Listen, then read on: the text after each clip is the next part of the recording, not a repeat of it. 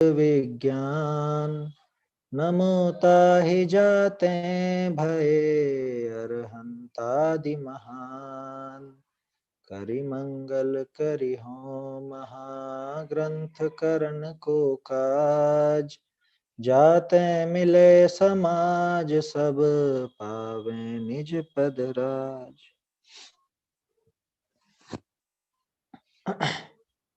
मोक्ष मार्ग प्रकाशक ग्रंथराज पर अपनी चर्चा चल रही है। इसमें निश्चयाभासी का प्रकरण समाप्ति की ओर है। इसको अगर जल्दबाजी में देखें तो जल्दी भी कर सकते हैं, लेकिन इसमें बहुत सी अपनी गंभीर बातें हैं। अध्यात्म के काफी सूक्ष्म बातों का खुलासा टोडरमल जी साहब ने यहाँ पर किया है। तो अपने को थोड़ा आराम से भी चलें तो दिक्कत नहीं होनी चाहिए, ऐसा समझता हूँ। अपनी बात चल रही थी इसकी जो प्रवृत्ति होती है कि किस तरह की स्वच्छंदी जीव की, निश्चयाभासी जीव की स्वच्छंद प्रवृत्ति होती है ना। मतलब मान्यताएं तो पहले देख ही चुके थे। अब स्वच्छंद प्रवृत्ति वो बताई गई थी। उसमें सबसे पहले तो बताया कोरा बस हो गए, हम तो ज्ञानी हो गए, थोड़ा बहुत आत्मा का विचार कर लिया और खुद को ज्ञानी समझने लग जाते हैं, ऐसी उनकी प्रवृत्ति होती है। दूसरा सबसे खास बिंदु जो इसमें था इसकी प्रवृत्ति में कि राग द्वेष होने की कोई परवाह नहीं, बिल्कुल भी उसको परवाह नहीं होती। बिल्कुल समझ लीजिए उससे उसको थोड़ा सा भी ऐसा नहीं लगता कि मैंने कुछ गलत किया है या ये प्रवृत्ति जो है ये गलत है, या जो ऐसे भाव हो रहे हैं ये भाव गलत हैं, ऐसा उसको जरा भी विचार नहीं होता। उल्टा वो तो शास्त्रों को पढ़ करके और जो महापुरुष हैं उनके जीवन से खुद की तुलना करने लग जाता है कि अरे उनके भी तो हुए थे, उनके भी हुए थे, तो हमारे अगर ऐसे रागादि भाव होते हैं तो क्या दिक्कत है। इस तरह से वो बहुत सी मतलब उसकी मान्यता इस तरह से चलती है। फिर तीसरी बात और देखी थी अपन ने कि स्वच्छंदी होकर के बाहर विशेष पाप में तो नहीं लगता, लेकिन धार्मिक कार्य में भी नहीं लगता। इधर से भी स्वच्छंदी उधर से भी स्वच्छंदी, कुछ नहीं करना, निरुद्यमी आलसी होकर के बैठ जाता है। ये बात देखी थी। उसमें एक चीज और थी, वो जैसे कोई स्वप्न में अपने को राजा मान के सुखी हो, या कहीं रति मानकर सुखी हो, या कहीं पर थोड़ा दुख मान करके वहां पे अरति मानकर उदास हो। तीन बातें आई थी ना, तीन उदाहरण थे। राजा का सपने में खुद को राजा मानने लग जाए वैसा, मोह राग और द्वेष तीनों की प्रवृत्ति चलती है। और उसमें भी वो ये सोचता है कि ये तो हमारा वैराग्य है, या ये हमारा वीतराग भाव है, या ये हमारा सम्यक ज्ञान है, ऐसा वहां वो समझने लगता है। इस पैराग्राफ पर अपनी बात छूटी थी 209 पर। तथा वह व्यापार आदि क्लेश छोड़कर, है ना, ये दूसरा पैराग्राफ है 209 पेज पर। व्यापार आदि क्लेश छोड़कर यथेष्ट भोजन आदि द्वारा सुखी हुआ प्रवर्तता है।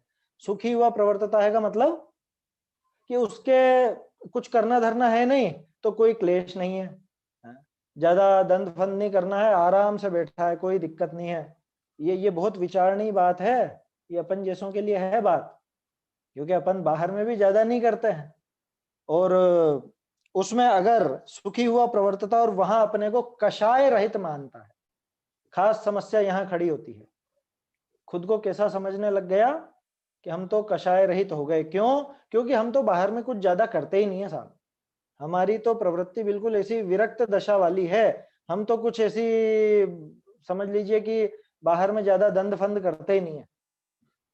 अच्छा, कोई इस तरह का व्यक्ति हो ना तो अपन कहते भी हैं कि अरे ये बहुत मस्त है, अपने में मस्त रहते हैं, ज्यादा इनको कुछ ऐसा विशेष नहीं है, ना राग है ज्यादा, ना द्वेष है ज्यादा, ज्यादा विकल्प नहीं करते हैं। वैसा हम दूसरों के लिए भी कहते हैं, दूसरों के लिए कहें उसमें दिक्कत नहीं है, लेकिन खास चीज है कि हम खुद के लिए क्या समझते हैं वहां। दूसरे की प्रशंसा करने में तो कोई समस्या नहीं है, अपने को दिखता है कि हाँ भाई कम विकल्प करता, अच्छी बात है। लेकिन क्या इसमें हमने खुद को कषाई समझ लिया या कषाय रहित समझ लिया इतने मात्र में कि घर पे अभी शांति से बैठे हैं, ज्यादा कोई विकल्प नहीं है, तो क्या हम कषाय रहित हो गए? बाहर में ज्यादा कुछ हाथ पैर नहीं मारने पड़ रहे ना, तो अपन क्या सोचते हैं कि हम तो कषाय रहित हो गए। ये भ्रांति अगर हो तो निकाल लेना अपनी, है ना, हमें ये भ्रांति दूर कर लेनी चाहिए खुद की। क्योंकि अपन ऐसे लोगों में आते हैं कि जो बाहर में बहुत ज्यादा उथल पुथल करते हुए देखे नहीं जाते, कि बाहर में जेनी है तो कोई बहुत ज्यादा ऐसा अंबानी जैसा बनना हो, इतना भी हाथ पांव नहीं मारते, ठीक है अपना काम चल जाए इतना जरूर करते हैं। बहुत से तो अगर अनुकूलता है तो इतना भी नहीं करते हैं अपन। अपनी बात कर रहे हैं अपन, किसी और पर उंगली नहीं उठाना है, स्वयं को देखना है कि बाहर में पुण्य के उदय से सब सहज रूप से मिल गया, और दूसरे लोग तो यही तो ताना मारते हैं कि अरे आपको क्या फर्क पड़ा है, सब मिल गया पहले से ही, तो क्या क्या करने की जरूरत है और क्या वो करोगे।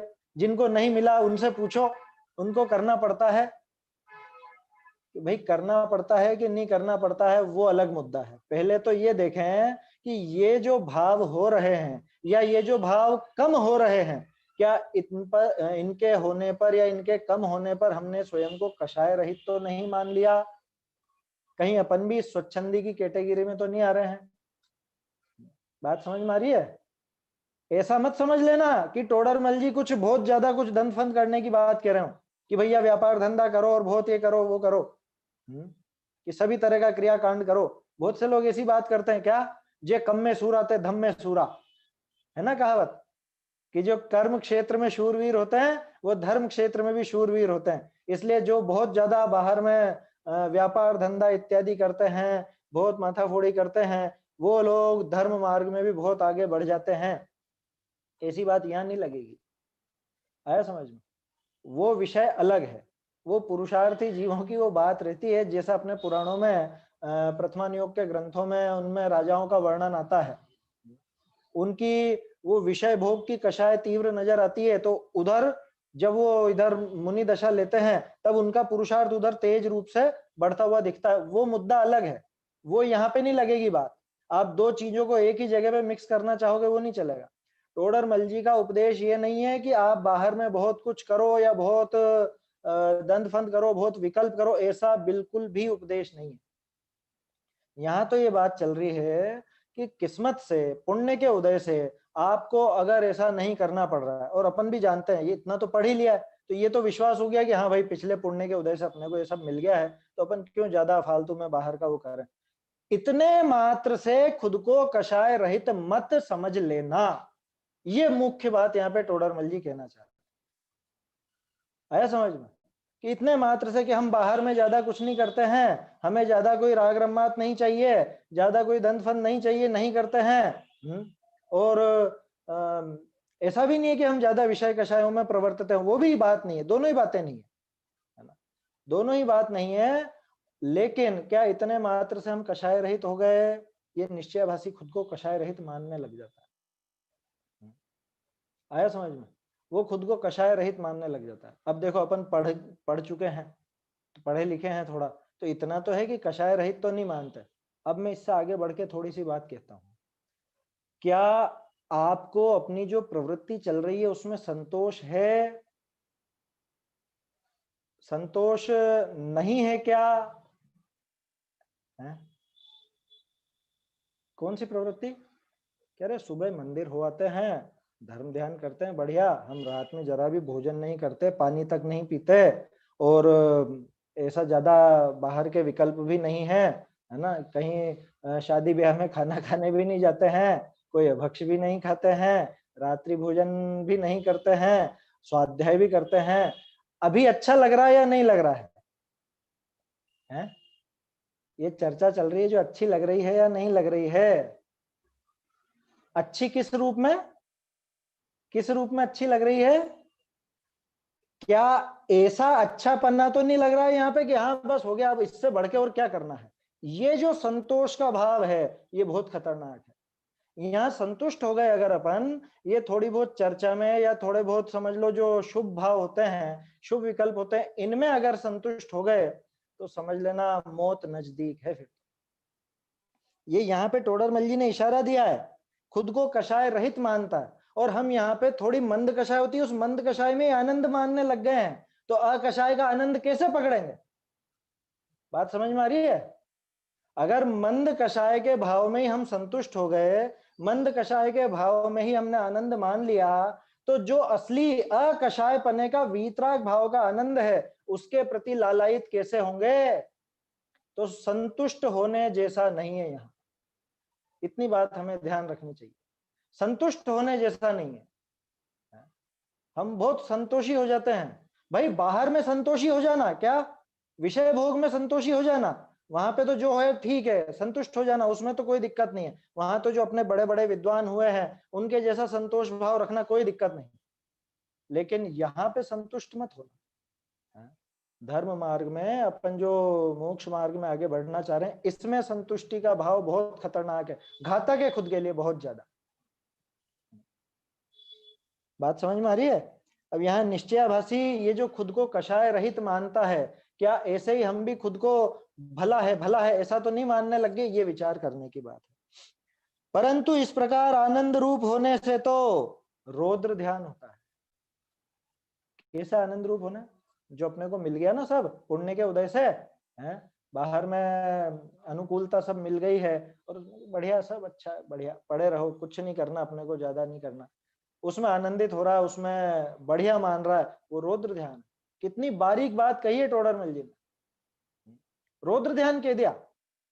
आपको ये जो पुण्य मिला है, जो पुण्य से सामग्री मिली है, इस सामग्री में अगर संतोष का भाव भी है, संतोष का मतलब अच्छा लग रहा है वो भाव, संतोष वैसा मत लेना कि ज्यादा इच्छा नहीं होना वो वाला संतोष, उसकी बात नहीं कर रहे हैं अपन। यहाँ बढ़िया लग रहा है, मजे आ रहे हैं, अच्छा है, ज्यादा कुछ नहीं करना पड़ रहा है, बढ़िया है, अगर ऐसा संतुष्टि का भाव है, ये रौद्र ध्यान है। तो क्या करें? ज्यादा की इच्छा करें क्या? कि ज्यादा की इच्छा करने की बात नहीं चल रही है, बात ये चल रही है कि यहाँ संतुष्ट होने जैसा नहीं है, इसमें आनंद नहीं है, इसमें आनंद मानना वो खतरनाक है। क्यों? क्योंकि आनंद का स्वरूप तो कुछ अलग है और हमने इतने मात्र में आनंद मान लिया, इतने मात्र में हम संतुष्ट हो गए। असली सुख जो है वो इससे कुछ अलग जाति का है, कुछ अलग प्रकार का है, और इतने मात्र में अगर हम आनंद मानने लग जाएं, सुख मानने लग जाएं, तो दिक्कत खड़ी हो जाएगी। इस प्रकार आनंद रूप होने से तो रौद्र ध्यान होता है, परिग्रहानंदी रौद्र ध्यान, है ना? तो ये नहीं है क्या? परिग्रहानंदी भी तो है ना एक। तो ऐसा ये सब हमको अच्छे से विचार करना चाहिए। जहां सुख सामग्री को छोड़कर दुख सामग्री का संयोग होने पर संक्लेश ना हो। क्या मतलब? कि इष्ट का वियोग होने पर जहां आर्त ध्यान ना हो। देखो कैसे आपस में मिल रही है बात, रौद्र ध्यान की बात कर रहे हैं और इशारा कहां ले जा रहे हैं? सुख सामग्री को छोड़कर दुख सामग्री का संयोग होने पर संक्लेश ना हो। सुख सामग्री को छोड़कर इष्ट वियोगज, दुख सामग्री का संयोग होने पर अनिष्ट संयोगज, कि ऐसा हो जाने पर भी जहां संक्लेश भाव ना हो, वहां पर राग द्वेष उत्पन्न ना हो, तब निष्कषाय भाव होता है, उसका नाम है वीतराग भाव। इसमें क्या दम है? सब मीठा मीठा मिल रहा है, सब अच्छा अच्छा मिल रहा है, अनुकूलता मिल रही है, इसमें आनंदित होने में क्या दम है? तुम्हारा आनंद तो तब पता चलेगा कि जब ये कुछ भी नहीं रहे, विपरीतता हो, प्रतिकूल परिस्थिति हो, और तब कितने आनंद में रहते हो, तब तुम्हारे माथे पर सल पड़ते हैं या नहीं है? ये वहां पर विचार करने लायक। ये इशारा है टोडरमल जी का, आया समझ में? ऐसी भ्रम रूप उनकी प्रवृत्ति पाई जाती है। अब ये जो पैराग्राफ है, इस प्रकार जो जीव केवल निश्चयाभास के अवलंबी हैं, उन्हें मिथ्या दृष्टि जानना, जैसे वेदांती व सांख्यमती जीव केवल शुद्धात्मा के श्रद्धानी, उसी प्रकार इन्हें भी जान। अपने को इस पे बात नहीं करनी है, बात तो इसके आगे की जो लाइन है ना, इसके बाद टोडरमल जी ने, मैंने शायद पिछली चर्चा में आपको बताया था कि कुछ पंक्तियां काट के, मतलब लिख करके काट दी थी, तो वो पंक्तियां भी अपन देखेंगे। श्रद्धान की समानता के कारण उनका उपदेश इन्हें इष्ट लगता है, इनका उपदेश उन्हें इष्ट लगता है। किसको? किसका? कि निश्चयाभासी जीव को वो सांख्य वेदांति आदि का उपदेश भला लगता है। और वहां भी बहुत अच्छी बात लिखी है, उनके ग्रंथों में बहुत अच्छी अच्छी बातें हैं, वहां भी आत्मा की बात है। नहीं करते हैं? बहुत से ऐसे करते हैं स्वाध्यायी जीव भी। क्या? मुझे खेद होता है देख करके और सुन करके, जब कोई ऐसा, अपने बहुत से रिश्तेदार होते हैं इस तरह के, वो कहते हैं कि अरे उनका वो देखो, वो ऐसा बढ़िया ग्रंथ है उनका, गीता में भी बहुत अच्छी अच्छी बातें हैं। सांख्यों के और जो ग्रंथ हैं दूसरे, वेदांतियों के जो वेद वगैरह हैं, या और भी जो दूसरे ग्रंथ है, उपनिषद वगैरह, यार उनमें भी आत्मा की बात आती है, उनमें भी शुद्धो हम शिवो हम, इस तरह की बातें आती है, ऐसे छंद आते हैं, वो बातें बहुत अच्छी लगती है। तो वो बहुत अच्छी लगती है। उसमें समस्या क्या है? समस्या ये है कि वहां जैसा स्वरूप वो उस सुख का, जैसा स्वरूप वो आत्मा का दिखाते हैं, क्या वास्तव में आत्मा वैसा है? क्या सुख वास्तव में वैसा है? पंक्तियां तो एक जैसी मिल जाएंगी आपको। एक जैसी पंक्तियां होने पर भी उनकी बात झूठ क्यों और अपनी बात सच क्यों? क्या ये पक्षपात नहीं है? कि बिल्कुल भी पक्षपात नहीं है। क्यों नहीं है? क्योंकि उन पंक्तियों से वो अर्थ कैसा निकालते हैं। जब वो कहते हैं शिवो हम, मैं शिव हूं, मैं शुद्ध हूं, ऐसा हूं, तो उनकी शुद्धता का आशय क्या है? शुद्धता के साथ वहां कर्तृत्व का भाव है या नहीं है? किसी अन्य में कर्ता बने की भावना वहां चलती है या नहीं? एकत्व ममत्व चलता है या नहीं? राग आदि छूटे बिना ही शिव कह देते हैं, स्वयं को शुद्ध कह देते हैं, या कुछ और बात है? ये सारी बातों पर गंभीरता से सोचना चाहिए। एक बिल्कुल व्यावहारिक तर्क मैं आपको देता हूं। अन्य की प्रशंसा करने में तो आपने छंद पढ़ रखा है, छेड़ लगा नहीं प्रशंसा उचरे है ना? तो जो ऐसा कहते हो क्या कि अरे वहां भी बहुत अच्छा है, वहां भी बहुत अच्छा है, कि अभी तुम निर्णय नहीं कर पाओगे कहाँ की दवाई लेनी है तुमको। तुम्हें पता नहीं कि दवाई कौन सी लेनी है। अगर 2-4 जगह जाते रहोगे ना, कितने डॉक्टर के पास जाते हो आप इलाज कराने? हैं? कितने डॉक्टर के पास जाते हैं? एक ही के पास जाते हैं ना। अब एक का इलाज चल रहा है और दूसरे के पास भी पहुंच जाए तो क्या होगा? कोई सोचा आयुर्वेदिक भी ले लूं और इधर एलोपैथिक भी ले लूं और उधर होम्योपैथिक भी ले लूं, हैं? अब वहां तो बिल्कुल उल्टी सीधी, एक दूसरे से पता नहीं मिलकर के वो दवाइयां क्या रिएक्शन करेंगी, कुछ पता नहीं चलेगा। इसलिए पहले बाबूजी तो कहते थे माथा साफ कर लेना। क्या ये मनुष्य का मस्तक मिला है, इन कंधों पे कोई सड़ा नारियल नहीं रखा हुआ है कि जहां चाहे वहां फोड़ दिया, कि वहां भी अच्छा वहां भी अच्छा। कि पहले दिमाग साफ कर लो, कहाँ जाना है, किसकी बात स्वीकार करनी है वो नक्की कर लो पहले। ऐसे भ्रमण तो अनादिकाल से करते ही आए हैं। यहाँ यहाँ यहाँ अलग अलग देवों को, अलग अलग गुरुओं को पूजते ही आए हैं। पहले एक निश्चित कर लो कि हमें क्या चाहिए और किसके पास वो सच्चा माल। अभी तक तो यही निर्णय नहीं निकल रहा। अभी तो कह रहा है कि वो भी अच्छे हैं, वो भी अच्छे हैं, उनके भी अच्छी बात है, कि ठीक है पढ़ के देख, कर ले, वही जिंदगी उसी में निकाल दे पढ़ते पढ़ते। बात क्या चल रही है असल में, कि इनका उपदेश उन्हें इष्ट लगता है और उनका उपदेश इन्हें इष्ट लगता है। क्यों? क्यों लगता है? कारण क्या है? श्रद्धान की समानता के कारण। क्या मतलब? कि दोनों का श्रद्धान विपरीत है। ये टोडरमल जी खुल के कह रहे हैं, दोनों ही विपरीत श्रद्धानी है। तो दोनों का श्रद्धान समान है, दोनों की श्रद्धान में विपरीतता पड़ी है, इसलिए इनको उनका और उनको इनका उपदेश इष्ट लगता है। अब इसके बाद टोडरमल जी ने क्या लिखा था, क्यों ऐसा होता है, क्यों वो विपरीतता है, क्या विपरीतता पड़ी है, वो आप देखो आगे की पंक्तियों में। वो लिख करके टोडरमल जी ने काट दी थी पंडित जी ने, लेकिन काम की है, वो आगे नहीं दे पाए। यही समझ करके अपन तो देखेंगे इसे। ये देखिए, इनका उपदेश उनको इष्ट लागे है। मिल गया? ये यहाँ पे दिख रहा होगा आपको, ये तीसरी पंक्ति है ना, इसको हाईलाइट करूं क्या? ये देखिए, इनका उपदेश उन्हें इष्ट लागे, यहां तक तो छपा हुआ है। अब इसके बाद आप देखिएगा, जिन प्रणीत, ये लाल बिंदु के यहाँ पे मैं फेर रहा हूं है ना, यहाँ देखिए, जिन प्रणीत सप्त तत्वनिका यथार्थ श्रद्धान इनके नहीं है। ये बिंदु यहाँ जा नहीं पा रहा है, एक सेकंड।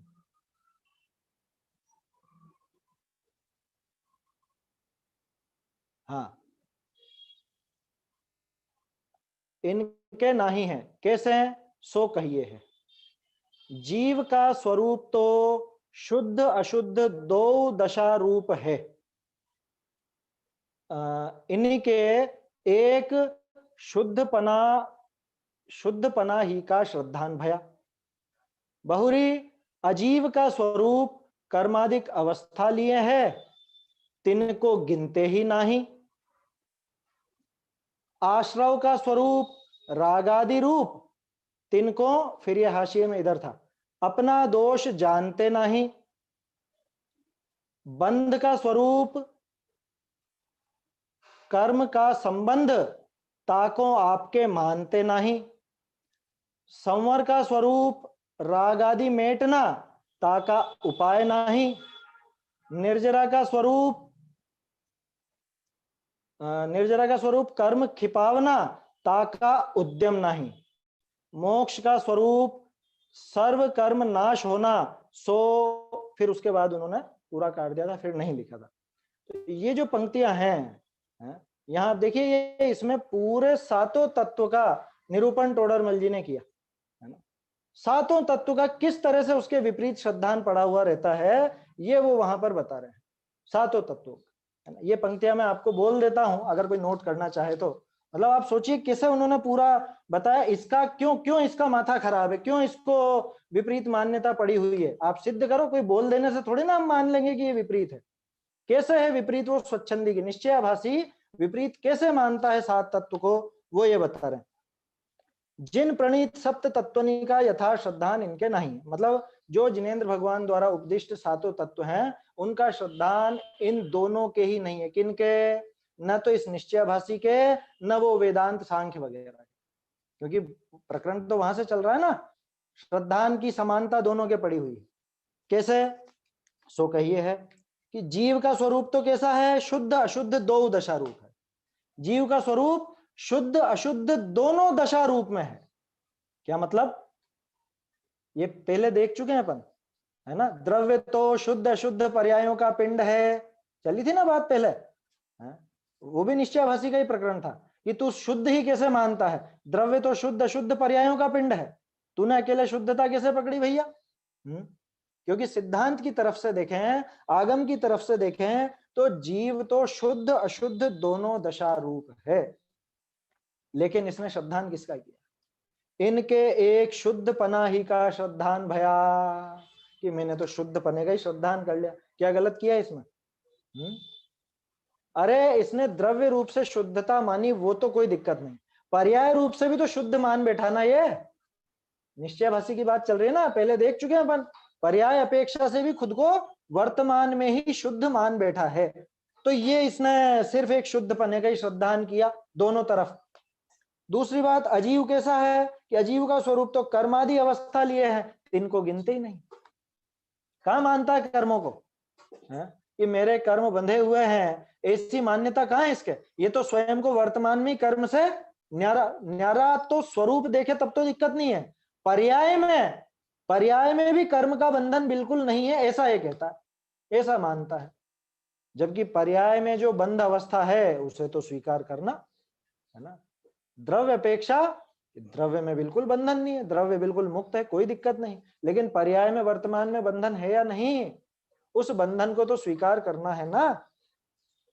तो ये अजीव संबंधी ये भूल हो गई। आश्रव कैसा है कि आश्रव का स्वरूप रागादि रूप, तिनको अपना दोष जानते नहीं। ये बात पहले आ चुकी प्रवृत्ति में कि रागादि होने का जरा भी भय नहीं है इसको, स्वच्छंदी होकर के राग द्वेष करता है, जी भर के, है जी भर के राग द्वेष करता है, इसको जरा भी परवाह नहीं कि कुछ गलत कर रहा हूं।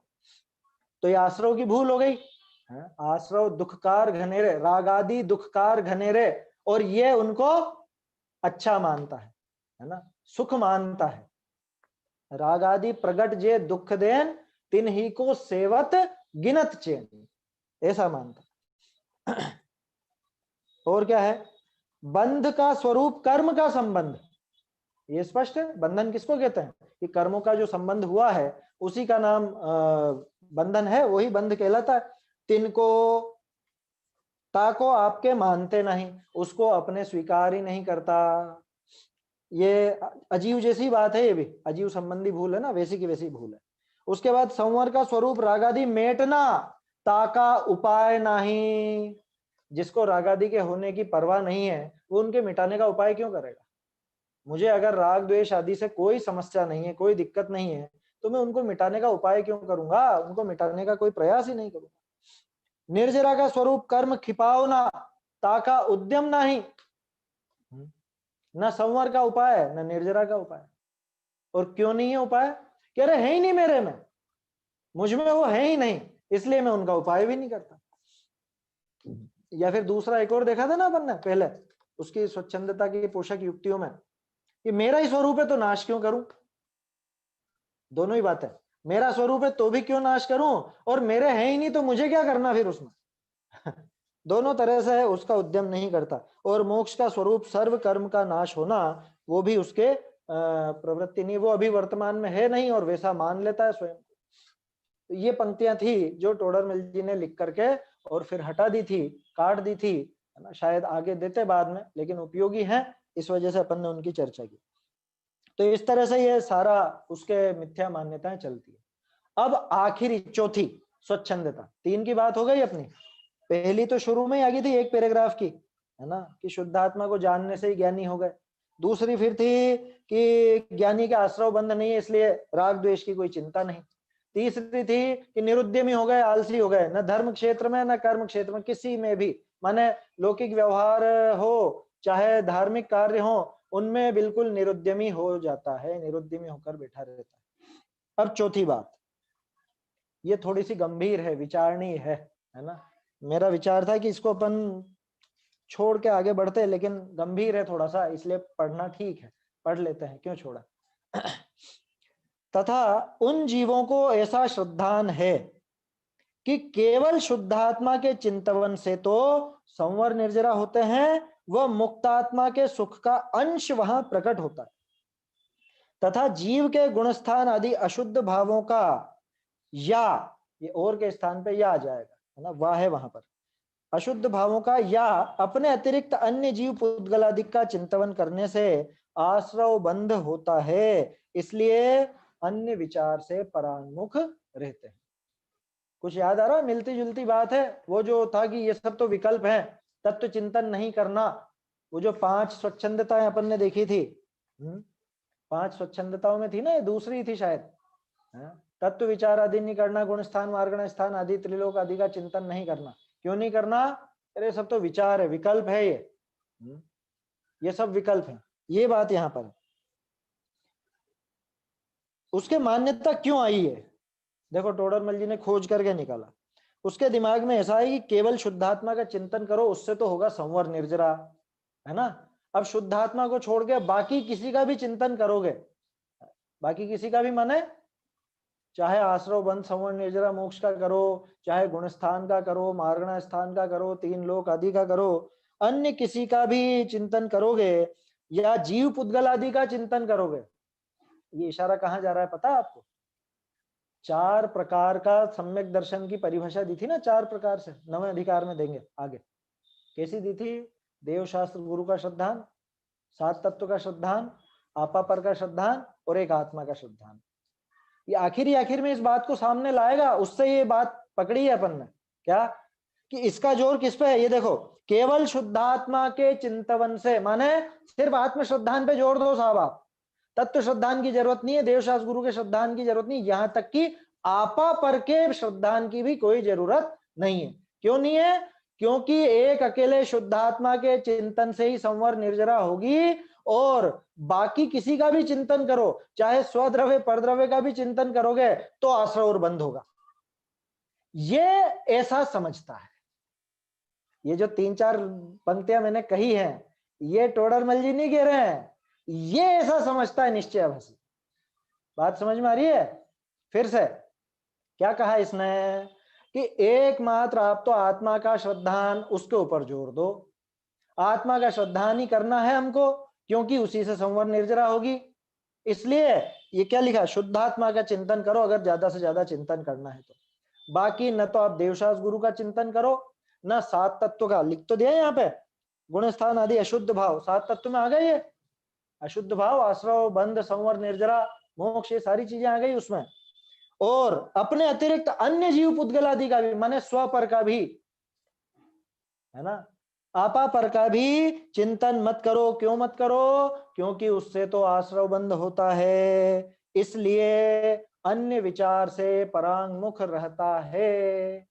ये उसकी स्वच्छंद वृत्ति। अरे दूसरी बात मत करो, फालतू की बात मत करो।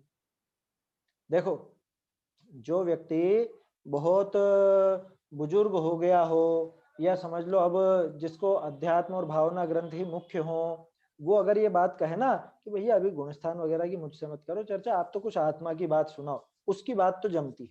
क्यों जमती है? क्योंकि अब उसको उन विकल्पों में उलझने की आवश्यकता नहीं है, समय भी नहीं है ना। प्रैक्टिकल बात यह है कि उसको समय नहीं, लेकिन ये तो स्वच्छंदी है, ये निश्चयाभासी की बात कर रहे हैं, है ना। देखो, हर कथन हर जगह अप्लाई नहीं होता है, ये हमें समझना चाहिए। कई बार हम क्या करते हैं, कथन किसी और अपेक्षा से किसी और का और प्रकरण का चलता है और उसको उठा के पता नहीं कहां पे क्या रख देते, ऐसा होता है कई बार। तो यही चीज टोडरमल जी की सबसे बड़ा योगदान यही है कि उन्होंने हमको ये सिखाया कि कहाँ कैसा प्रकरण है, वहां उस बात का कैसा अर्थ लेना और कहाँ कैसा अर्थ नहीं लेना। इसलिए मैंने ये बात का आपको कह दिया, कोई अगर अध्यात्म का ही जोर रखता हो तो ये देखना कि अगर वास्तव में जैसे बुजुर्ग हो, उम्र ज्यादा हो, तो वो अध्यात्म की बात ही उनसे होनी चाहिए और उनसे वैसी ही बात करनी चाहिए, बिल्कुल 100% सच्ची बात। क्यों? क्योंकि अब उनको ज्यादा विकल्पों में नहीं उलझाना, उनको कैसे ना कैसे आत्मा का श्रद्धान हो ये काम कराना है। लेकिन कोई अगर निश्चयाभासी हो तो उसके लिए तो फिर ये बात यहाँ पे अब टोडरमल जी जो बताएंगे वो सारे तर्क उसके लिए हैं। तो उसका प्रश्न तो आया समझ में? क्या प्रश्न था उसका? कि केवल शुद्धात्मा का चिंतन करना चाहिए, अगर चिंतन करो तो, बाकी तो दूसरा चिंतन करना ही नहीं। क्यों नहीं करना? क्योंकि अन्य चिंतन से आश्रव बंद होगा। टोडरमल जी इसी बात पे पकड़ेंगे उसको। अन्य चिंतन से आश्रव बंद होगा। कौन से अन्य चिंतन से?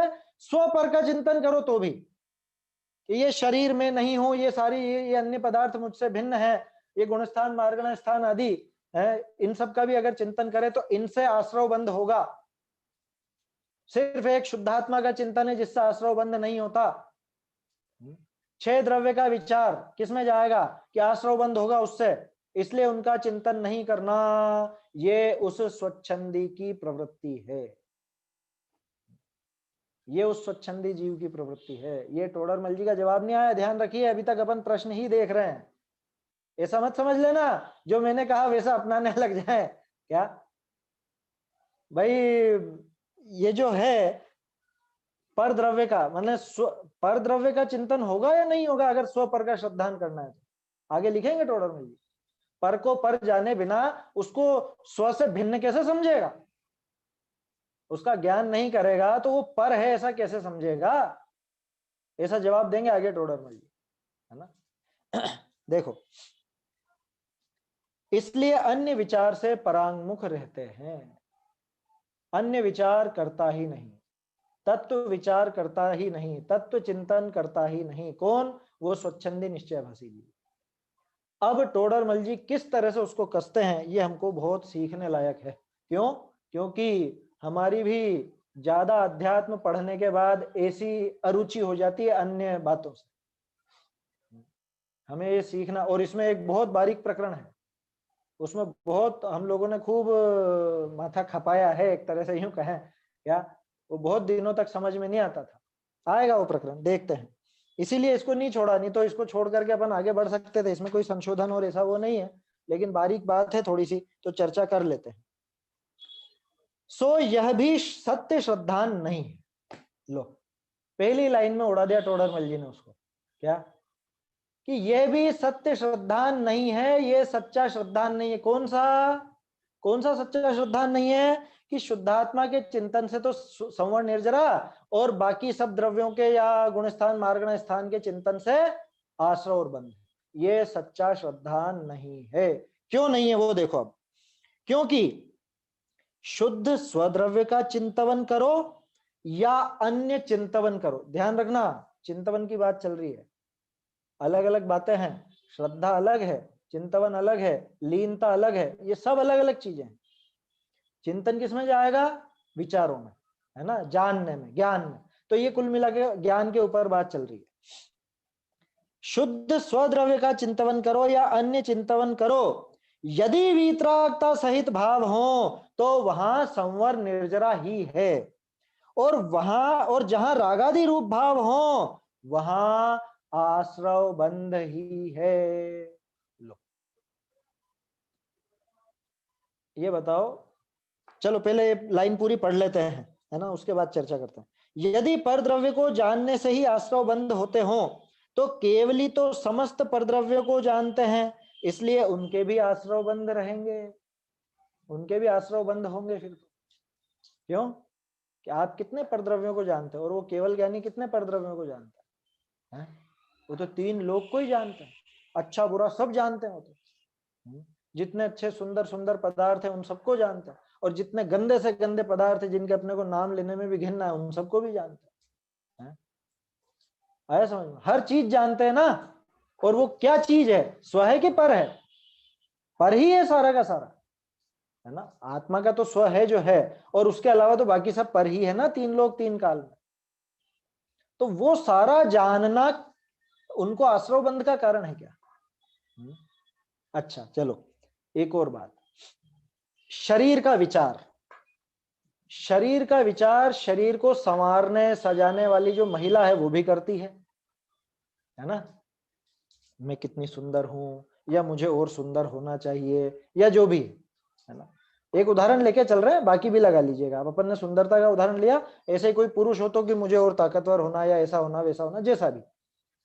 दूसरा, शरीर का विचार एक विरक्त सम्यक दृष्टि जीव भी करता है।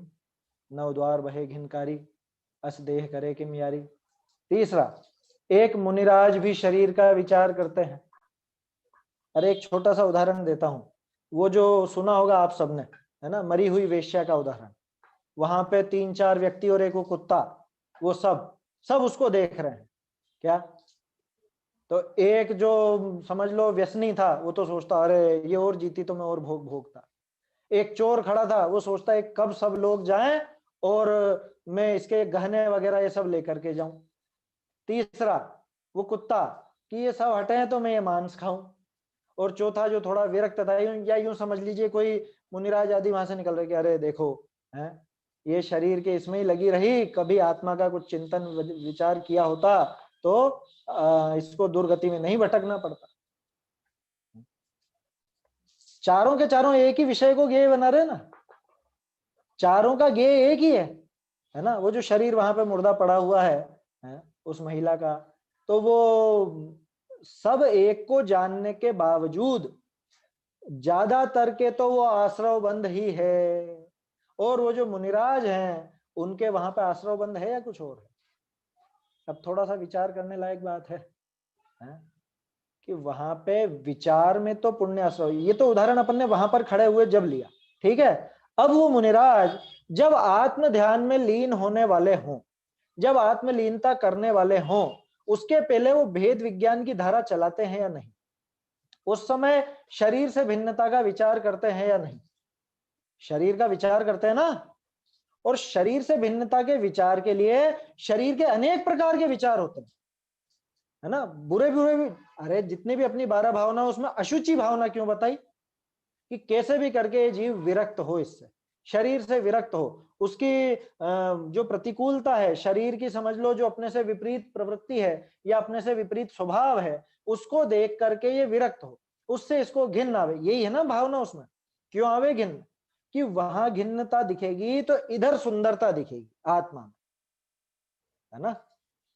भाई बच्चे को अगर दूसरी चीज पकड़ानी है, खिलौना दूसरा पकड़ाना है, तो आपको वो दूसरे खिलौनों को उसको बताना पड़ेगा, अरे बेकार बेकार बेकार है, छोड़ इसको, फूफू गंदा है ये, क्या कहते हो ना। तभी तो वो दूसरी चीज लेता है, अगर आपको उसके हाथ से कुछ छुड़ाना है तो ऐसे ही ये अगर शरीर का विचार छोड़ना है तो उसको छोड़ने के पहले वो शरीर के बारे में वैसे वैसे विचार भी आएंगे।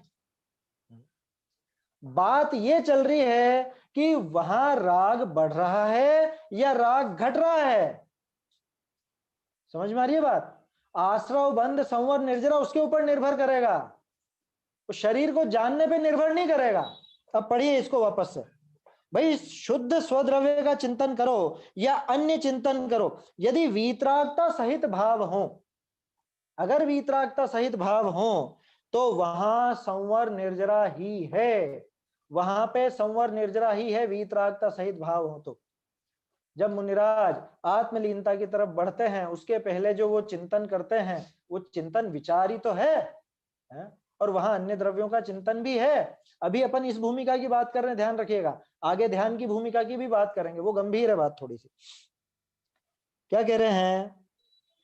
तो वो वीतरागता सहित भाव हो तो वहां संवर निर्जरा ही है, और जहां रागादि रूप भाव हो वहां आश्रव बंध ही है। शरीर का ही विचार चल रहा है सजने संवरने वाले के, और शरीर का ही विचार चल रहा है मुनिराज के।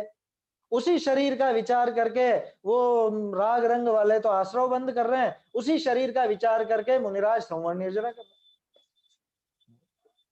बोलो, यदि परद्रव्य को जानने मात्र से आश्रव बंद होते तो केवली तो समस्त परद्रव्यों को जानते हैं। उनके कौन सा परद्रव्य छूट रहा है बताओ? कोई ऐसा द्रव्य दुनिया में है? मेरे बेटे को बताता था मैं केवल ज्ञान का, तो वो पूछता कि कोई चीज तो होगी ऐसी जो नहीं जानते होंगे, है? बहुत दिनों तक पूछता। फिर थोड़े दिन पहले वो आया कि मुझे पता चल गया वो क्या नहीं जानते। मैंने क्या नहीं जानते? कि जो चीज है ही नहीं वो नहीं जानते हो। मैंने कहा बिल्कुल सही बात है, जो चीज है ही नहीं तो उसको मतलब क्या उससे जानने नहीं जानने से। तो कहने का अर्थ यह है कि दुनिया भर में जितनी भी चीजें हैं वो सब वो जानते हैं, और जानते हैं तो फिर उनको सबसे ज्यादा आश्रवबंद होना चाहिए, है ना? लेकिन ऐसा होता नहीं। इससे क्या बात निकल के आती है? इससे ये निकल करके आती है कि ज्ञान आश्रव और बंध का कारण नहीं है, और ज्ञान संवर निर्जरा का कारण भी नहीं है। क्या? तो अब बोलो, किसको जानना और किसको नहीं जानना? कह रहे इससे तो स्वच्छंदी हो जाएंगे लोग, क्योंकि आपने तो कह दी ज्ञान से कुछ भी नहीं होता है। क्या? अभी ठहरो, टोडरमल जी की बात पूरी नहीं हुई है अभी। फिर वो कहता है, ये तर्क बहुत काम का है, कि छद्मस्त को के तो परद्रव्य चिंतवन से आश्रव बंद होता है, कि छद्मस्त जीव के तो होता है। इसने ये बात कहां से पकड़ी? मोक्षमा प्रकाशक से ही पकड़ी है।